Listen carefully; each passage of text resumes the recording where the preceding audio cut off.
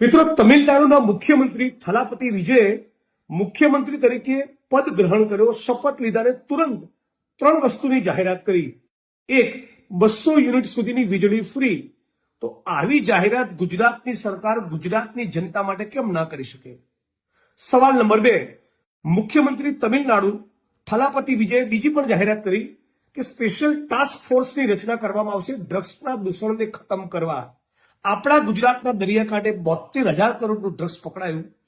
અદાણીના port પરથી drugs પકડાયું. Total 1.5 lakh કરોડની આસપાસનું ડ્રગ્સ પકડાયું. છતાં આ ડ્રગ્સનો ઓર્ડર કોણ કરે છે, આનો મુખ્ય સૂત્રધાર અને માફિયા કોણ છે, આની જાણકારી મેળવવા માટે રાજ્યની સરકાર ગુજરાતમાં શું ટાસ્ક ફોર્સની રચના ન કરી શકે? અને મહિલાઓની સુરક્ષા માટે પણ તમિલનાડુના મુખ્યમંત્રી થલાપતિ વિજયે મહિલા ટાસ્ક ફોર્સની પણ રચના કરી. ગુજરાતમાં આવી રચના કેમ નથી થતી? ગુજરાતીઓ જાગો, ગુજરાત ડિઝર્વ્સ બેટર. આ ભારતીય જનતા પાર્ટીનો કાટમાળ બહુ માથે લઈને ફર્યા. હવે આમાંથી મુક્ત બનો. આપણે ગુજરાતી તરીકે આપણે વધારે બેટર વસ્તુની લાયકાત ધરાવીએ છીએ, પાત્રતા ધરાવીએ છીએ. ગુજરાતમાં જબરદસ્ત પોટેન્શિયલ છે. એટલે ગુજરાત ડિઝર્વ્સ બેટર આ કેમ્પેનમાં આપ તમામ લોકો જોડાઓ.